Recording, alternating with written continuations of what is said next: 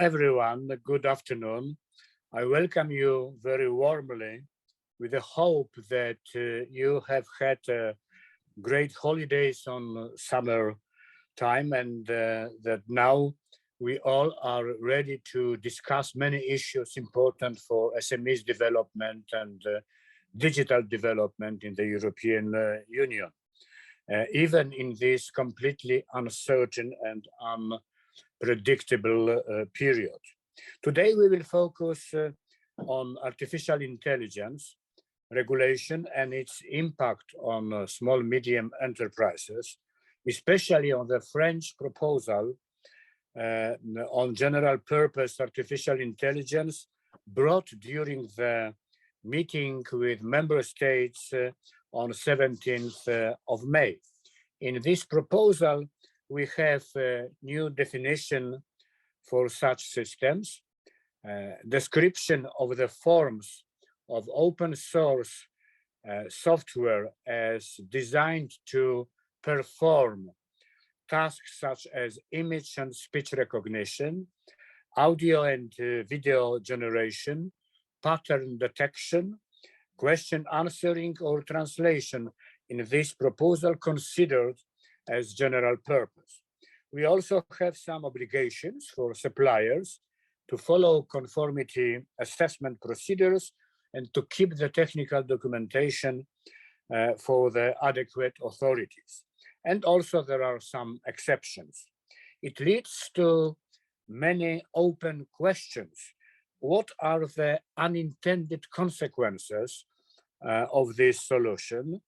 How to keep reasonable balance between actors, various actors in the value chain, developers, deployers, providers, how to interpret the cases in which provider is not aware of using the systems as high risk or components of high risk solutions, and how it will influence what will be the impact of this solution on innovation drivers. We will start with our special guest, Axel Voss, member of the European Parliament, Dance and Jury Committee, AIDA Rapporteur on Artificial Intelligence in Digital Age, Senator of SME Europe, and his opening remarks will start our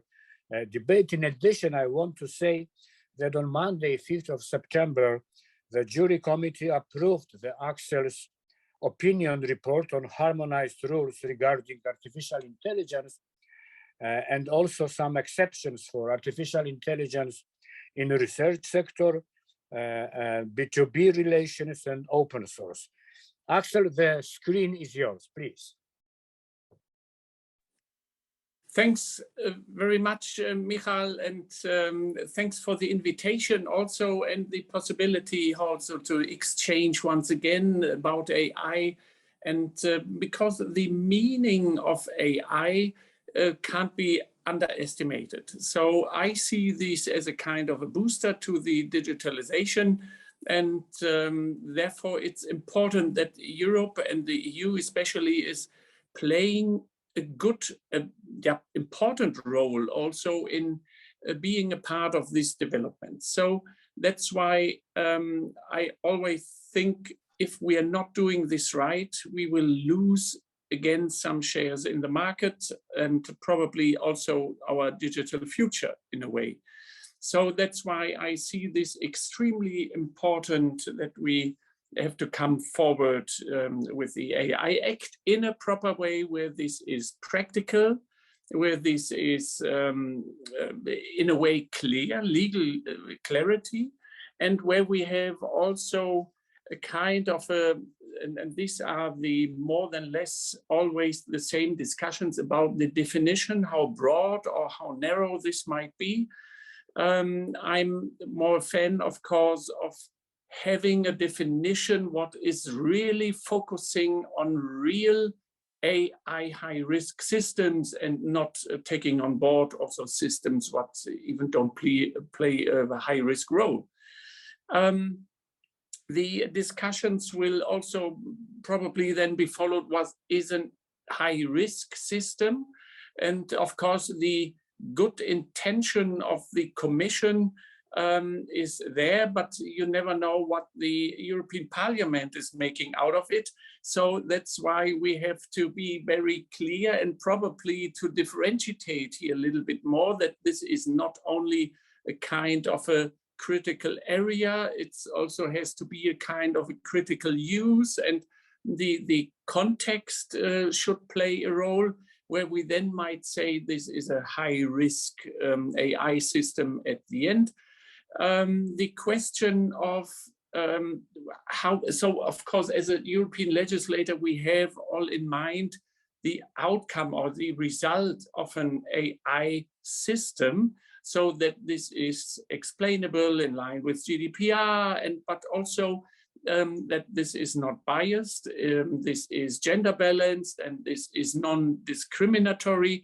But to achieve these, to link all these values to technology, here I think we need at first to have standards in place where SMEs especially then can be sure that this, if they are using the standard, then this is fulfilled from a legislative perspective.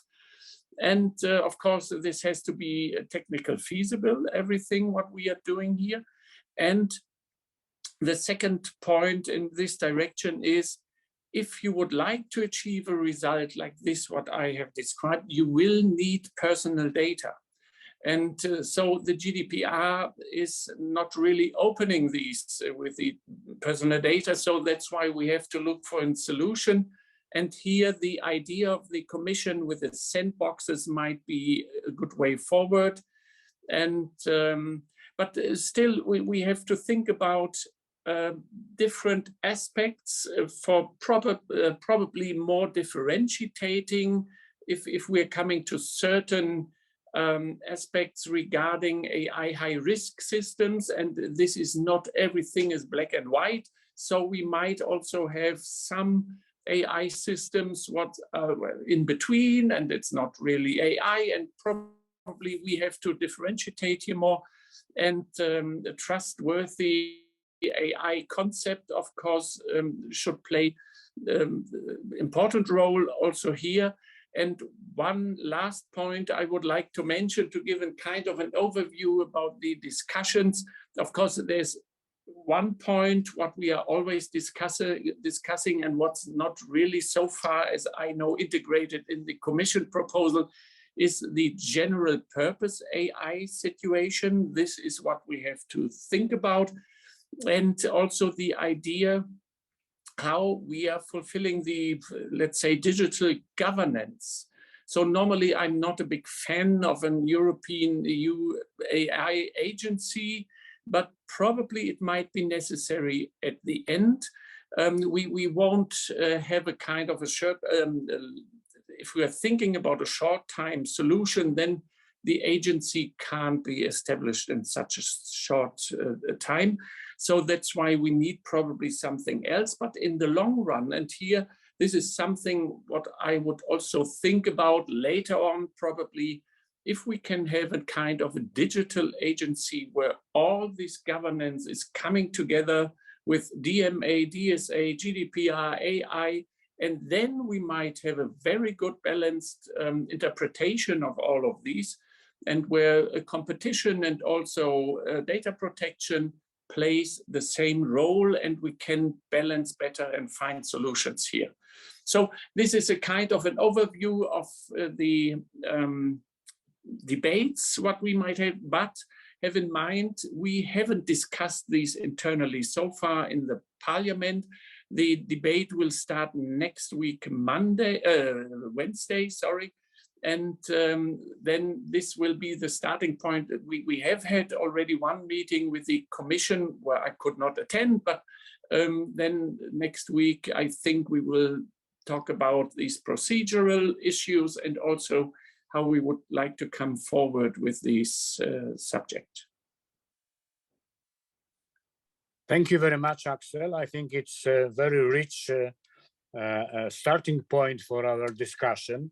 You have mentioned what is very important when we are discussing about artificial intelligence, practical view, because it's important for business, not only general debates.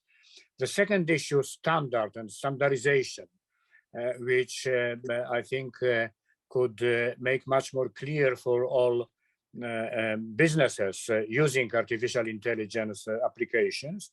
And also you have mentioned sandboxes as a territory for experiments and innovation. I think it's very important. And also I fully agree with you that the debate on digital development requires some new understanding of the need of this European agency.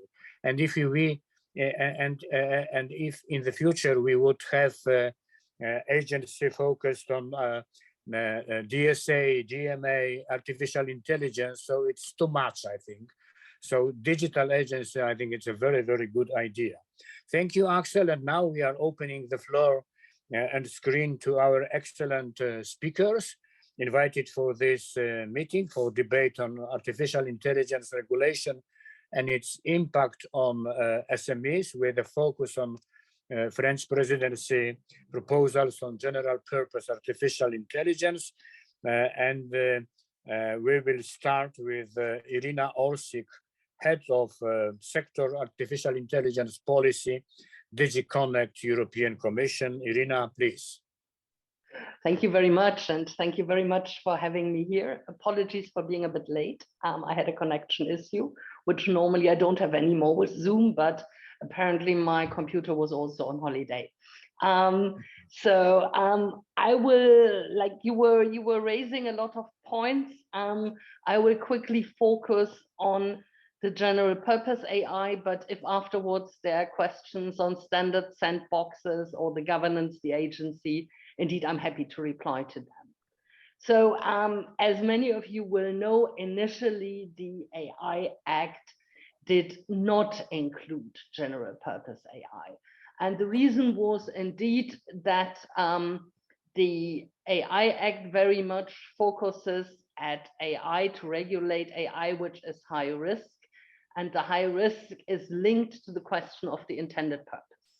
Now, since general purpose AI normally has not a clearly intended purpose, but a very general one, as the name says, we had not explicitly included it, but indeed our thinking behind was that the moment an AI starts having a specific purpose, an intended purpose, that then it would fall possibly under the high risk category, and in that moment it would become subject to regulation. Now, ever since we proposed this AI Act in April last year, indeed we had many discussions. We were talking to member states, we were talking to European Parliament, and we were talking to many experts. And the arguments we got in favor of including general purpose AI were quite important. So first of all, it was said that the users of the then AI with an intended purpose, but which stems indeed from a general purpose AI, possibly were unable to comply with the regulation. As you will know, the regulation on the high risk system puts certain requirements they have to comply with in order to be put on the European market. But it was said that it would be, in some cases, extremely difficult to comply with the requirements because they were not initially at the design of the AI, and just certain very important information in order to be able to fulfill the requirements was missing. For example, the kind of data an AI was trained with. This is something pretty important in our requirements, but somebody who then works with a previous general purpose AI might not know. So that would be difficult to comply with. Then risks related to such questions like the data, like racist AI. So all the questions which are embedded in the design might not all be solvable by the one who then further develops the AI and puts it on the market, because they're part of the initial design, which means that the provider of the general purpose AI also here is basically more responsible for the risks, and in particular can easily or much more easily avoid risks, master risks. So that was an argument. Then also that in order to make it usable, it's much more useful. It was found much more useful to spread the risks and also like to share the costs of compliance. And with that, what we heard is also we make the general purpose AI, what it is initially, much more accessible to be put then with an intended purpose on the European market. So all these arguments, I'm sure not only we heard, and definitely also the French presidency heard. So as a result, there is this text we are talking, which we are talking today, where what the French presidency was trying is to spread the risk. So in particular, to put certain requirements also on the provider of the general purpose AI. Risks relating in particular to information, to documentation, transparency, risk management, security of data, also a couple of others, but not all the risks, just to equally spread them in a feasible and proportionate way, so that at the end, everybody can benefit. Now, I'm not here to comment on the French proposal. You will know that the Commission issues a text and is first legally bound by the text. So there wouldn't be an official statement in any way. That would not be that important. So it's now in the text and discussions are continuing, like here. So there are discussions in the Parliament. There are also discussions in the Council on the French text. There are quite some proposals how this could perhaps be better drafted. And then there will be the trilogue between the Parliament and the Council. So I'm pretty confident that something is going to be in the final text, but we don't know what this is going to look like. And the more interesting indeed I find to get also input from the discussions today. Thank you very much. Thank you very much, Irina. I think it was very important for our discussion, the objective description of the situation and this differentiation between intended purpose and unintended is very, very important. And you have presented arguments which were very important for the discussion. And after that, this proposal appear, and I think that we will discuss about all aspects of this and how to implement it. And I think the debate is open. Yes, it's not so close. So debate is open. How to support all actors in the situation in which it is difficult or subjects are unable to comply with regulation. Yes, and this sharing responsibility, I think it is a very interesting idea, but of course it requires further discussion and debate. And I think that there will be many questions addressed to you. So be ready. And now we are moving to the next. Thank you very much. Now we are moving to the next speaker in our panel, Johan Sven Jensen, head of policy, Danish entrepreneurs. It is very important to understand what is the opinion on this proposal, on the work on Artificial Intelligence Act from the perspective of entrepreneurs. Johan, please, the screen is yours. Thank you. I'm just going to take this out so that I won't be heard. Okay, so let me start by saying that I will keep this short, be open for questions later on. Startups are by nature driven by solving problems, and this is our DNA.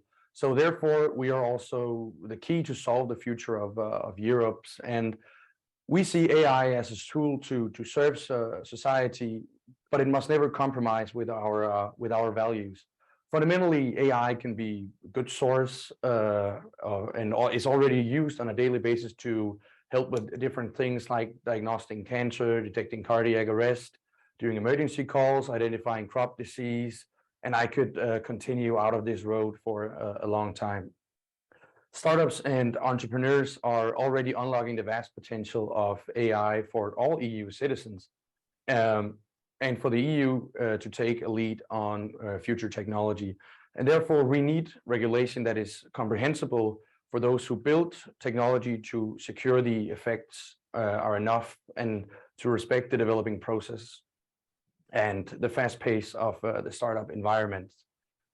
Startups, sorry, I just have to, can you still hear me? Yes. Okay. Yeah, great. yeah. So for startups, governance and policy definitions can provide a clear and encouraging pathway from idea to startup, but it can surely also do the opposite. If legislation becomes cumbersome and bureaucratic, we won't see innovation. Instead, we will see ideas which never becomes reality, and startups which we will never know. And the same with the SMEs for that sake. So more than anything, we created a position on this called AI for startups. So more than anything, we need to see in this act clear and predictable regulatory environment which fosters investment in the development and deployment of AI. We would like to see minimizing the administrative and regulatory compliance cost for startups, which will ensure that the regulation is effective. Then we would like to create a fair and conductive regular environment based on the reciprocity and collaboration, which will support startups and entrepreneurs in their compliance of AI regulation. So moving on to the topic of today, the general purpose AI and the French presidency's proposals. We don't see the adoption of a separate category as a necessity, but we do find provisions needed. Many startups rely on general purpose AI models developed by the likes of gatekeepers like Google when they are developing their own AI systems. So today's startups have no visibility, no control over how these models are developed. So therefore, startups' ability to comply with the obligations in the AI Act is heavily dependent on information which they receive from the first provider of the raw data material, and of which in certainty also the general purpose AI and their latter compliance with the regulation. So that's why we think the provisions are needs to be made so that a startup won't be liable if the raw data material from a gatekeeper isn't complying with EU legislation, such as being brought in from the United States, being biased data, and etc. So we already saw this, I think, with the GDPR legislation, where the liability was dumped at the end provider user instead of the actor who violated the regulation in the first place. So we think that the amendments proposed by the French president will clarify the responsibilities and obligations in the whole value chain of data sets, including the provisions of information and assistance to the users to the compliance with the AI Act. So also, if we want to move into more concrete parts of amendment, our priority is to prevent wordings in, for example, Article number 4, B5 to be watered down from shall to should. So in this case, we would look into wording being providers of general purpose AI systems shall cooperate with and provide the necessary information to other providers intending to put into service or place. This will open up for startups and SMEs as final providers to comply with legislation and with open vision going into developing new applications in areas such as high risk. This is our take on both the general purpose AI provisions proposed by the French presidency. So let me not take any more of your time and let's continue. Thank you very much, Johan. I think it was very useful. You have said that it is very important to have some kind of equilibrium when we are talking about the whole value chain. And you have mentioned that many info and many solutions you are taking from first providers, yes? And the provisions proposed by the French presidency are very, very needed because they can make much more clear the responsibility of different kind of actors, yes? And I think it's very, very important. And on the other hand, I think it's also important that we need to go in this direction, as Axel was at the beginning said, that to minimize bureaucratic requirements, yes, and to have clear models of compliance, yes, yeah. And thank you very much. I think that we will come back to some issues raised by you. And now we are moving to Katerina Miller, co-founder and president of ALL-AI, former member of the European Union high-level expert group on artificial intelligence and artificial intelligence rapporteur for the European Economic and Social Committee. Katerina, please, the screen is yours. Thank you very much. Thank you very much, Mr. Boni, for having me today. And I've already heard a lot of arguments that I might be repeating today. But I will also, as Irina, focus on the issue of general purpose artificial intelligence. The position of general purpose AI in the AI Act has become a contentious issue over the past couple of months. And positions range from fully excluding general purpose AI from the scope of the AIA to establishing a separate position for general purpose AI with some separate requirements. And it is my strong opinion that general purpose AI should be included in the full scope of the AIA. And I will explain why.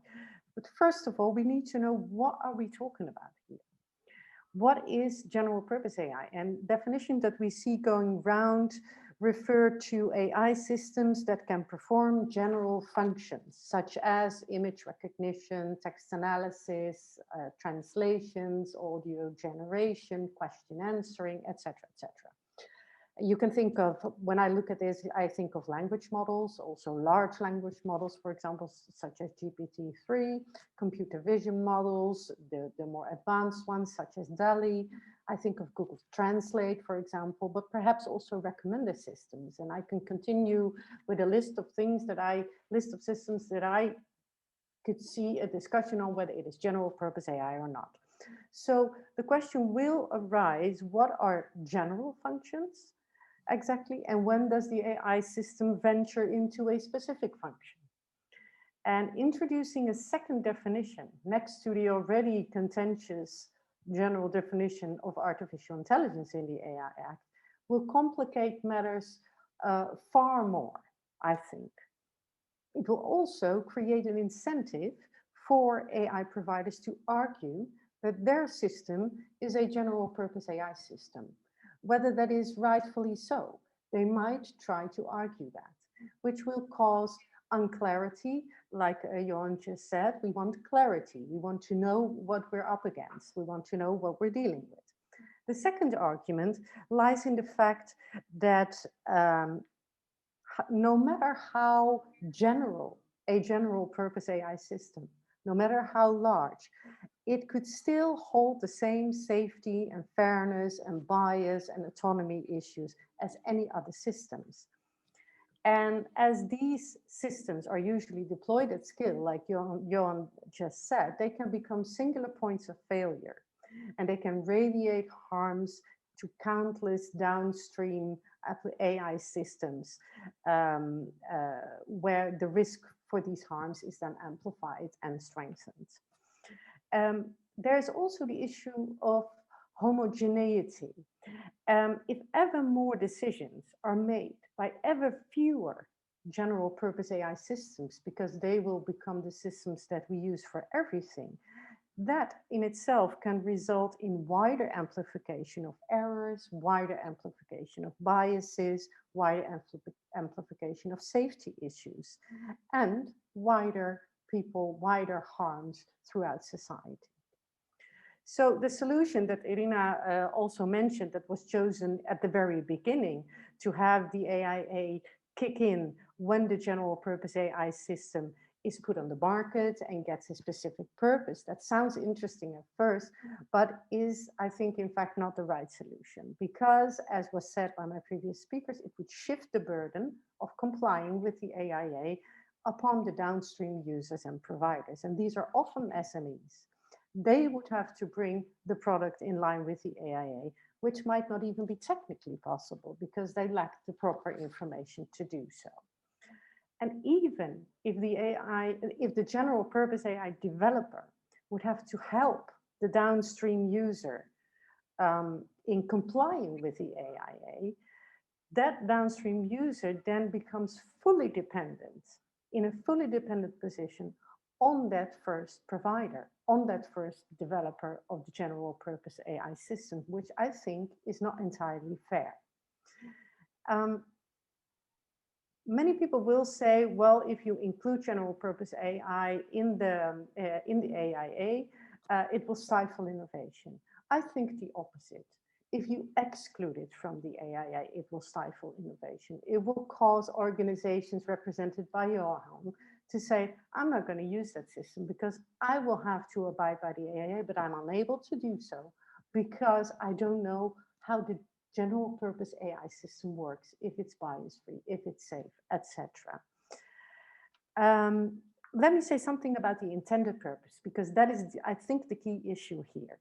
The argument has been a general purpose AI system has no intended purpose. It can be used for all kinds of purposes. So how can we abide by the rules if the intended purpose is necessary to know for the AIA to kick in? This argument, to be honest, sounds a little bit like the dog biting the child. I mean, if the owner of the dog says, well, I'm not responsible for my dog biting a child, that is simply not true. The owner remains responsible for the dog biting the child. It even sounds a bit like providing a car manufacturer with an engine and then saying, I'm not responsible for the engine, you will be responsible for the engine. So a way to deal with this, and this is a usual way in legal practice, is to add the notion of reasonably foreseeable use to the notion of intended purpose. So given the potential of general purpose AI systems, it is not unreasonable to ask their makers to try to foresee reasonably what kind of uses the system could have, and to address the issues that then might arise. And I'm also at the end of my, almost at the end of my introduction. The aim of the AIA is to create a world where AI is used in a manner that respects health, that respects safety, and that respects fundamental rights. And excluding potentially numerous AI systems from that scope undermines that aim.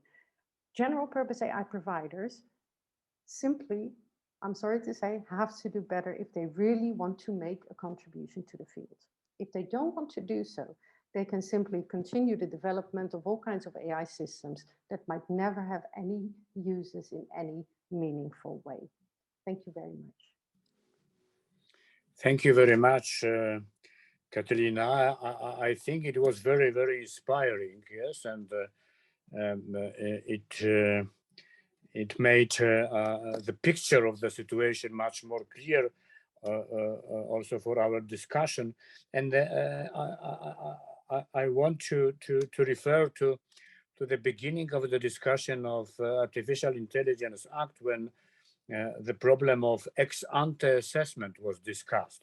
One of the arguments was that we need to analyze probable unintended consequences, yes? And this is the only way. And you have said that we need some kind of reasonable foreseen use. and it requires, yes, to look at this general purpose artificial intelligence and their functions, and also what is important, this differentiation between general functions and specific functions. Yes, and in the proposal presented by the Commission, we have specific functions. Yes, and I think it's clear, but this general purpose also should be taken into account, and this is the clear view presented by you, that it should be included in the scope of Artificial Intelligence Act, so we can continue our discussion. And now I want to move to Julien Chasserier, Senior Manager for Artificial Intelligence and Data Policy from Digital Europe. Julien, the screen is yours, please. Thanks a lot. Thanks a lot for the introduction. Just maybe just in a few seconds, just to explain what Digital Europe is. So we are the European Trade Association, representing quite a wide range of companies, digitally transforming companies, and also ICT and digital companies. From large companies to smaller companies, we have a network of associations from all across Europe. We have 41 associations, and they also have their own members, including also large companies, but also SMEs and startups. So basically, we are trying to look at the whole ecosystem of artificial intelligence, which is not always easy, let's say. Maybe just to start, indeed, because this was mentioned, the AI Act is creating quite a lot of interest within companies, but also a lot of concerns. And I think this is something that can be applied to all companies, but especially when we talk with some startups and SMEs, they are quite worried about some of the costs and the administrative burden that could be linked with the AI Act. And I think it's also part of a discussion, of course, on GPAI. It's trying also to see who would have to comply with some of these requirements, which will be indeed quite a lot to process for companies in terms of compliance, especially when you see that the AI Act could enter into force within 2 years after its adoption by Parliament and Council. So that's not so much time for companies to be able to to put in place the processes to make sure that they comply with all these requirements. So I think that's the first point that is very important, because of course it will be impacting, I think, disproportionately also SMEs and startups, which may not have a lot of resources to manage legal compliance, and I mean compliance in general. You know, if you're a startup, it means that you would have sometimes to have a person that would be full time or half of their time for maybe 1 or 2 years, trying to understand what they have to do. So they would need a lot of support also for this. So it's definitely something to keep in mind. And I think this is what is creating basically this discussion on general purpose AI. Because indeed, as some speakers have explained, because of all these requirements, as a company, you want to know, okay, what should I do? Am I the one that should be implementing all these requirements? Am I the one that should be complying with all that? And that's where with GPAI, we have this all these discussions, because indeed, as some of the speakers have said, when you have a GPAI system, if as a startup you apply, you implement a GPAI system, you would have to comply technically with the requirements of the AI Act. At least that was what was in the Commission's proposal originally. Then you had the French presidency proposal that was mid-May, which basically did a U-turn by saying actually you will have to comply with a set of requirements if you're a company that is producing a GPAI system. Maybe contrary to some of what some of the speakers have said, we've been trying to work on a little bit of a middle ground in this, trying to assess a little bit which requirements make sense for the companies that are developing GPAI, and which requirements can be also implemented by the companies. So for instance, could be also startups or SMEs, the companies that would be the ones really using the GPAI system, deploying the GPAI system in other settings. So for instance, you know, in some of the requirements in terms of risk management system, we've been looking at those, and could be quite difficult if you're a GPAI provider to be able to look at all the different scenarios, and what the previous speaker was mentioning in terms of foreseeing reasonable use or misuse of a system. So we do believe that this notion of intended purpose, which is at the core of what the Commission has put in its proposal, is extremely important, even to understand what general purpose AI is. Because when you look at some of the, just to take an example, so GPA with general purpose AI, you can have, for instance, let's say, a system that would be used for detecting shapes. So for instance, let's say very basic shapes like circles, squares, and so on, could be used in a lot of different ways. Could be used, for instance, on the road. You could have sensors and a system for the car to detect the shape of the signs on the road. You know, you have a triangle, it's a specific sign. You have a stop sign, you can recognize the shape, and so on. But it can be used for also a lot of different uses in a factory, for instance, to recognize the objects that would be on a conveyor belt in the factory, or even you could also just recognize, for instance, if we're talking again about a car, if you have the rain that is coming, and you could have a system that would be recognizing when the rain is coming because of the shape of the rain, and then activate the windshield to make sure that you still see something when you're in your car. So it can be a lot of different uses, and that's where I think it brings the question: where does this notion of intended purpose comes into play? And that's why we've been a bit careful with this, because when discussing a little bit with a lot of companies, some that are producing GPAI and some others that are also using GPAI, we came a little bit to the conclusion that, I mean, due to its nature, general purpose AI system do not really have an intended purpose. You know, it's really when, as a company, you decide to use a general purpose AI system with a specific intention, with you want to use it for a specific purpose, then that's when basically it comes into play. So what we've been trying to say is that there needs to be cooperation between the different parties, because indeed, if you would deploy a GPAI system and if you have no access to documentation, no information, indeed you cannot reasonably easily comply with the legislation. At the same time, what has been put in the French proposal, for instance, in terms of risk management, we do believe that the risk management will be extremely important when you are at the level where you will apply the GPAI system to an intended purpose. It doesn't necessarily make a lot of sense to have it, you know, at the very more general level of really the when you do not use the system for a specific purpose. Of course, other speakers have mentioned that you can try to reasonably know what the system would be used for.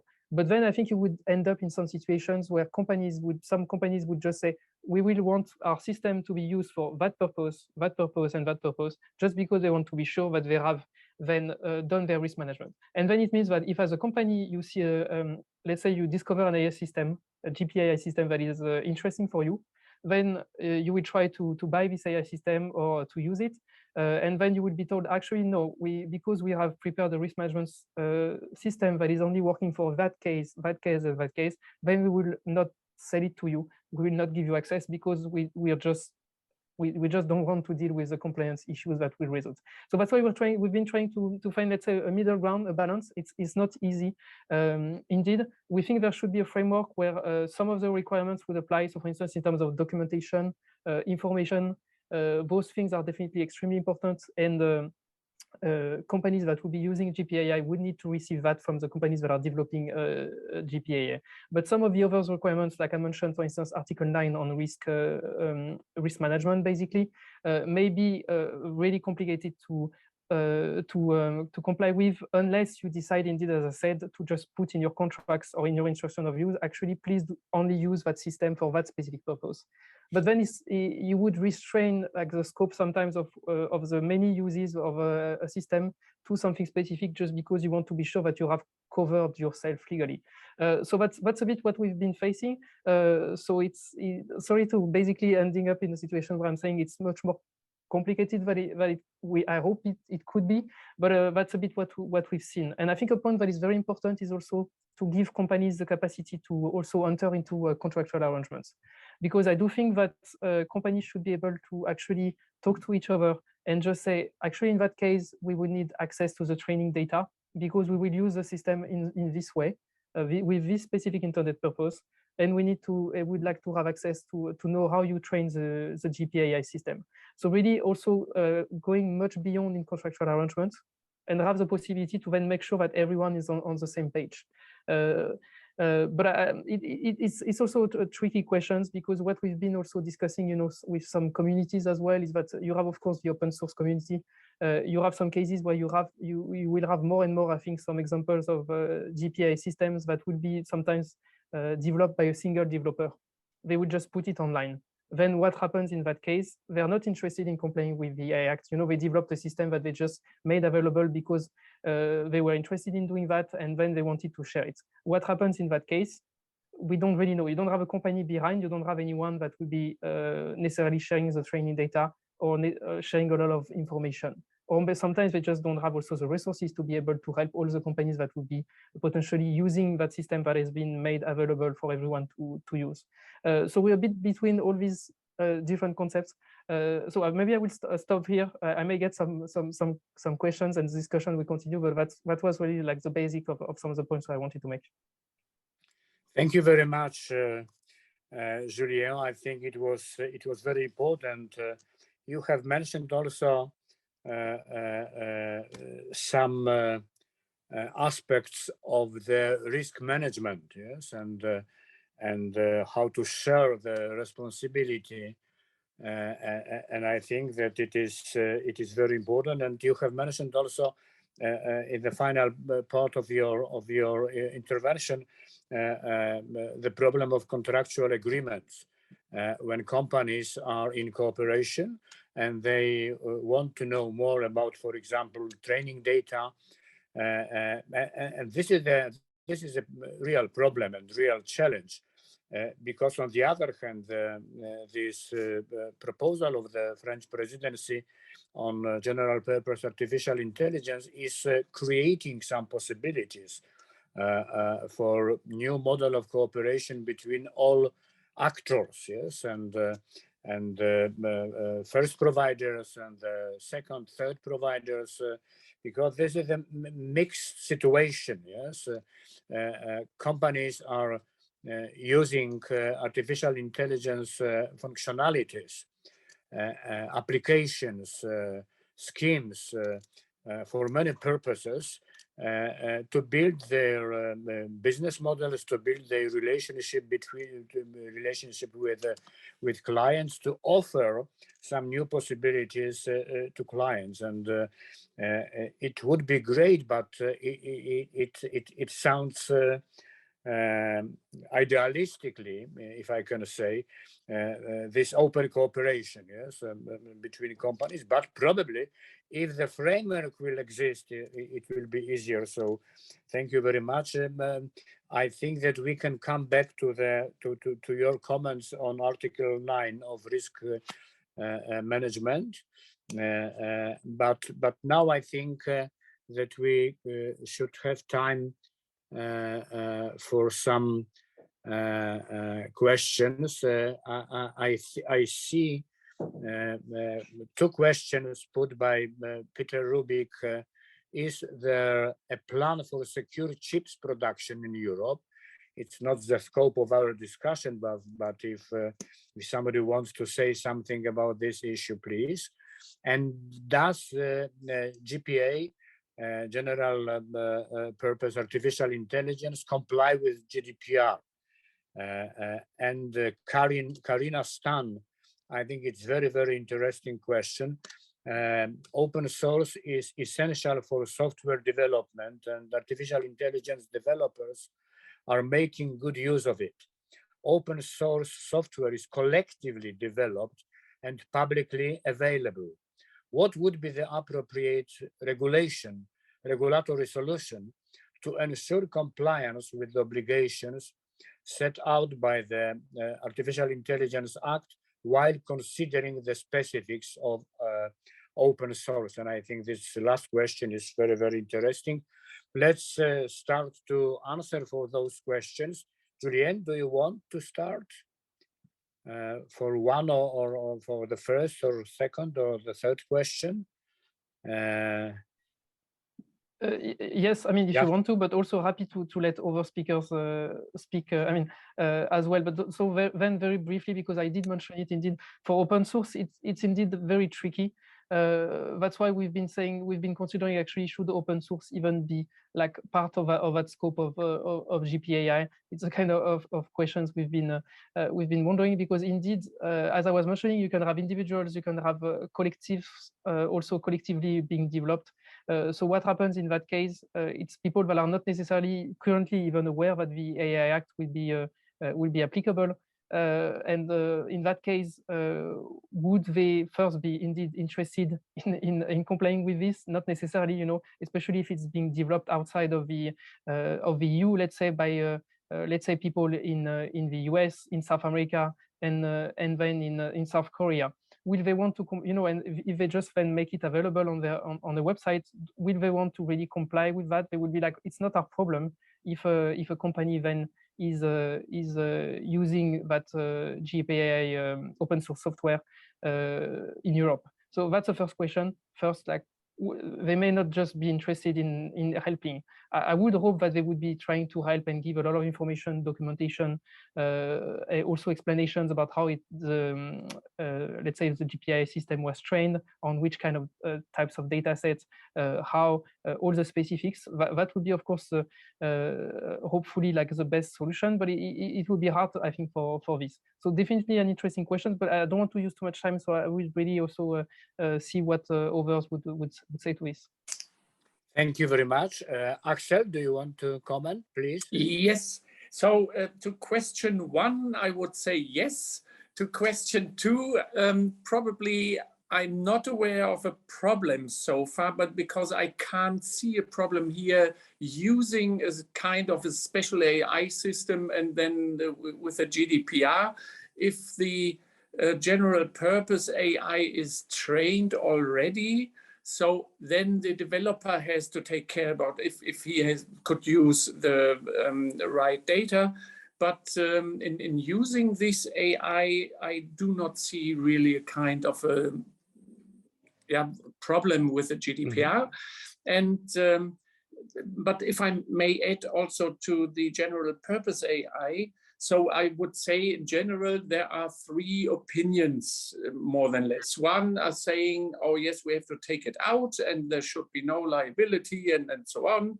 And the other one is taking, no, take everything on board. And also both of these solutions, I would say, and Julian mentioned these and summed it up in a way, in a proper and very good way.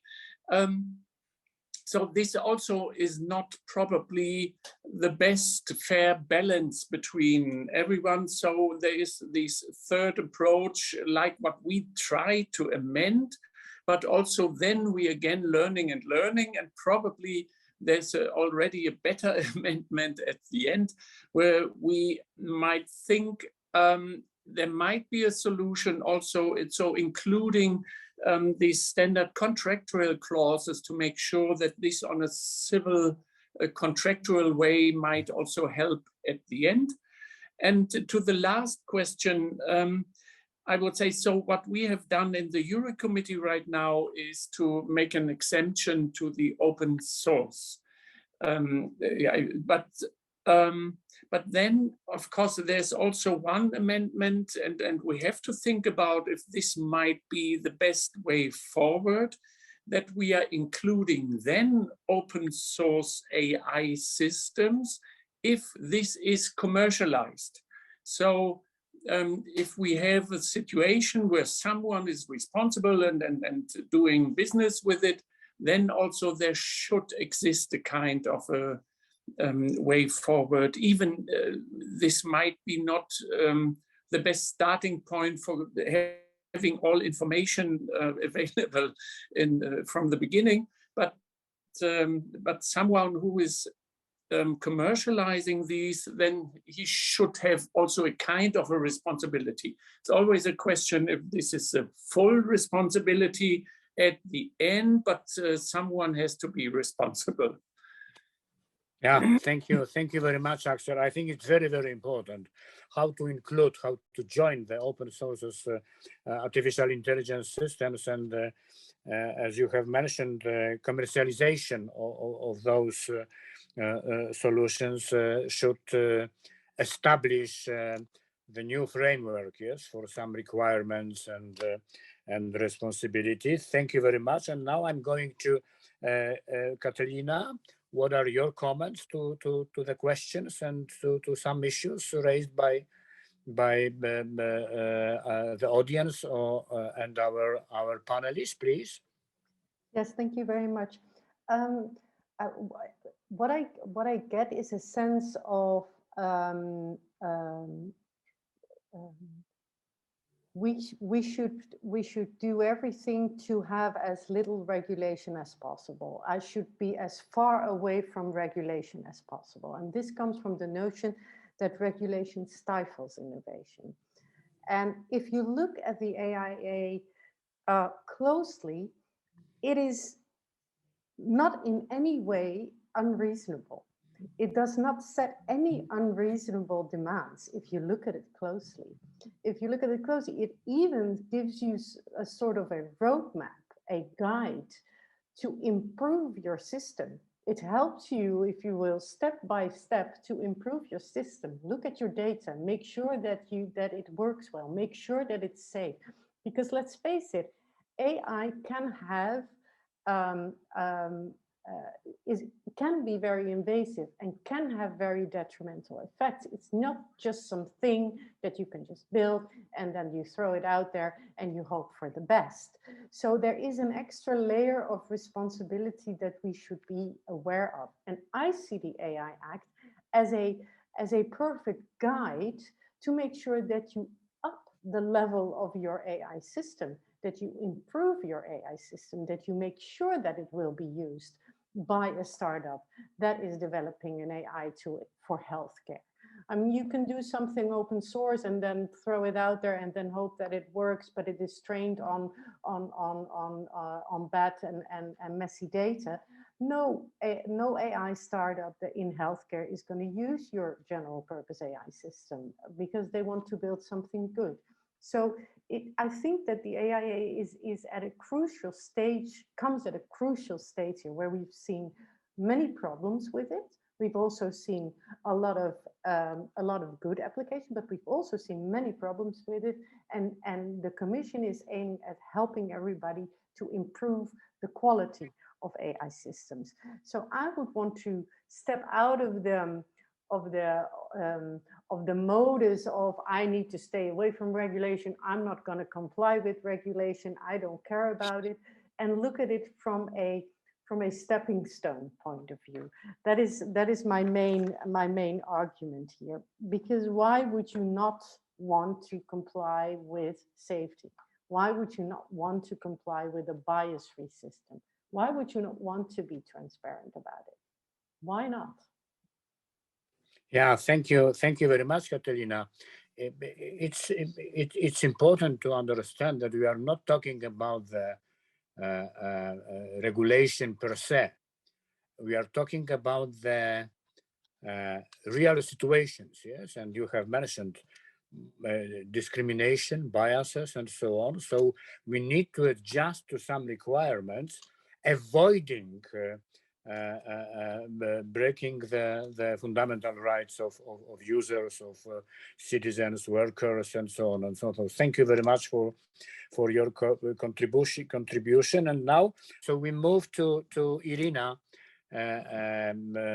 You have heard the debate, the discussion, and also there were some questions about general purpose artificial intelligence and GDPR, and also related to open sources artificial intelligence systems. What is your view on the topics and issues presented during the debate? Please, Irina.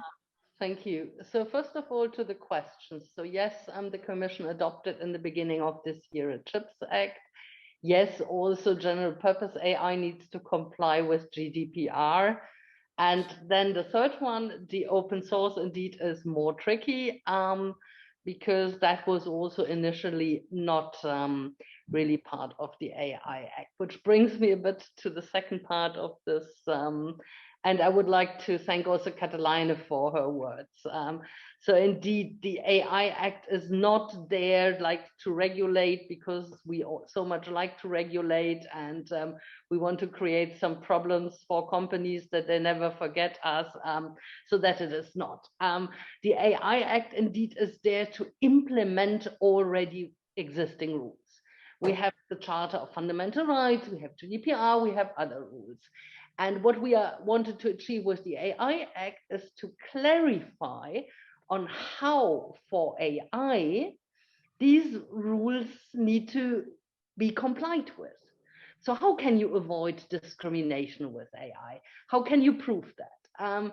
So all this is really for implementing for what is already there. And just, I think if the AI Act weren't there, some companies would have serious problems with liability issues.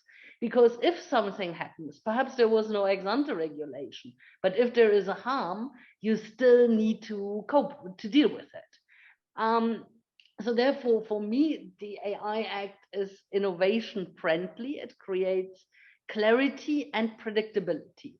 And that is very important. And where there are issues missing in terms of clarity and predictability, like general purpose AI, like open source, I'm confident that within the legal process, this is going to be debated, and if needed, indeed will be part of the AI Act. Just one more word also with regard to the SMEs. Indeed, we are there to help SMEs. Three elements. The AI Act doesn't come alone.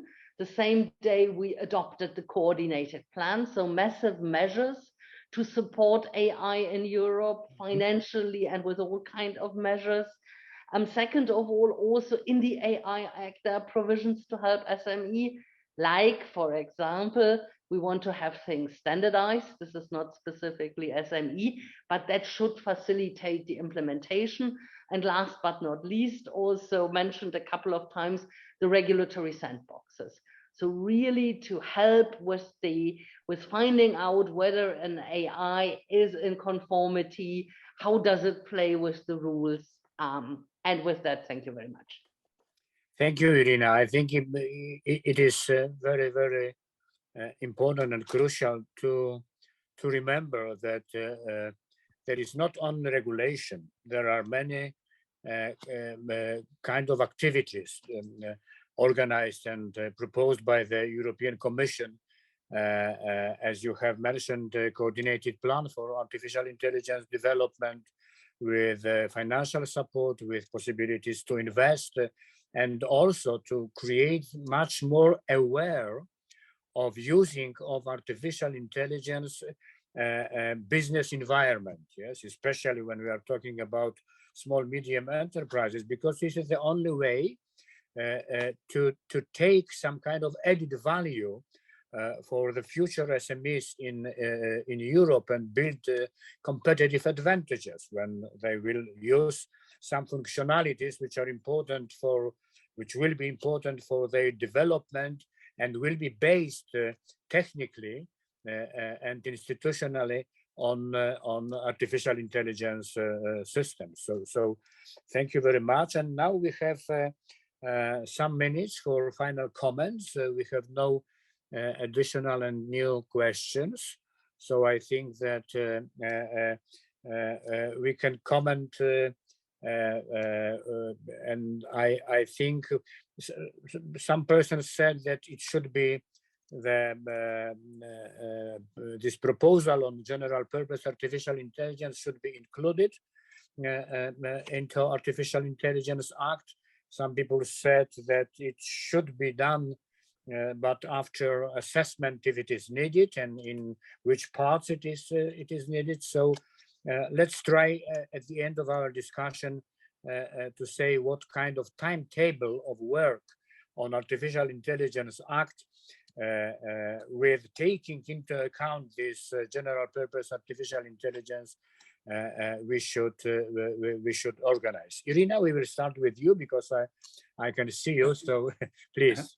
Michael, Michal, Yeah. Johan was also raising his hand. So just to remind you. Okay, sorry. Okay, so I will start with Irina, and after that we will move to Johan. Okay.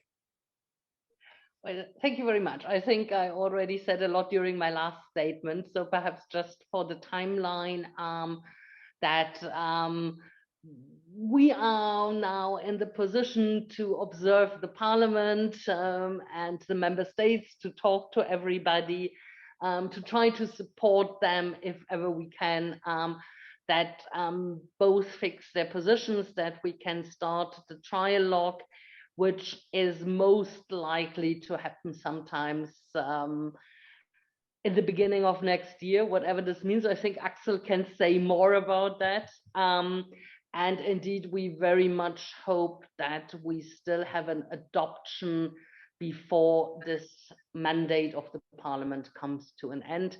As was said before, what we had proposed was 2 years of transition. Okay. Thank you. Okay, thank you very much. Johan, please. Yes, thanks. Your comment? Yeah. I'm sorry for the technical issues before. We have several computers running right now. So let me try and keep this short as well, because just like Irina, I can promise you that we will also be having a great look at what the parliament is doing regarding this timetable, and hope to see improvements as soon as possible. But let me also try and answer one of the questions which I wasn't able to before, because I think that open source AI systems, as regarding to this question, is one of the places where we want to do some. At Danish Entrepreneurs, we call it policy prototyping. We would like to use the sandboxes to try and evolve these policy issues, try to use them in SME gatekeeper situations, try to figure out how they work in a real world scenario. And we've been, at Danish Entrepreneurs, we've been successful with doing this as regarding to DSA questions before. So why not try and do it on this AI Act as well? And then, not to raise another question, but maybe just to, for further clarification, ask Mr. Voss on the second question which was asked. As to my understanding, we as SMEs would be, you can say, afraid of using data sets which were not GDPR compliant by the first providers, and then the SMEs usually being last providers. So maybe I think that this will become a problem and should be dealt with further on. Thank you. Yeah, thank you very much. We need to remember about it. And Catalina, please, your final comments. Yes, thank you. I think I've already said a lot in my earlier comments, but I want to really support the idea that Johan just issued of policy prototyping. And Johan, if you're fine with that, I might be reaching out to you to see what we can do on that, because I think that is important. We are talking from a distance as policymakers. We're talking from a distance, and we need to really see on the ground what is actually happening if we make this kind of rule or lay down that kind of requirement. Does it actually work? So I think that would be an excellent idea to get a better view and come up with a good final compromise on this. Thank you. Thank you so much for having me. Thank you very much. And Julien, your final comment? Thanks a lot. I do hope that the Parliament and the Council will be able to find like a well-working framework that will be really looking at, let's say, encouraging cooperation and support across the value chain of the GPAI. So really between also providers of GPAI and the future users of GPAI. So really, I think cooperation and support, the capacity also to really define in contractual arrangements potentially more, let's say, activities, support activities, help is definitely something that we hope would be also in really part of the final text and part of the discussions. And just broadly, more broadly indeed, as was mentioned, I think the sandboxing elements are very important. Indeed, to better understand, for companies also to better understand how the GPAI part, but also more broadly the AI Act, would be applicable to them, what it would mean to them. And I think some companies are already trying to do that assessment internally, but a lot of companies, especially when we talk to smaller ones, they have so far no idea how they will be compliant. It's when they read the legislation, it's a lot for them. Some of them that are not used to the or product legislation, which is a bit similar, they have not seen that. They're working on software, they don't know. So there will be a lot of work also in, I think, at government level, and maybe hopefully also the Commission, to help to give guidance and explain also to companies how they can comply, what they need to do, what they should prepare for. So it's really, let's hope that there will be a lot of support also for companies. Thank you very much. And Axel, your comments as a rapporteur and person responsible in the European Parliament for those issues. Yes, so at first, regarding the timeline, yes, I cross my fingers that we can achieve a practical solution and practical outcome for the AI Act in 1 year's time.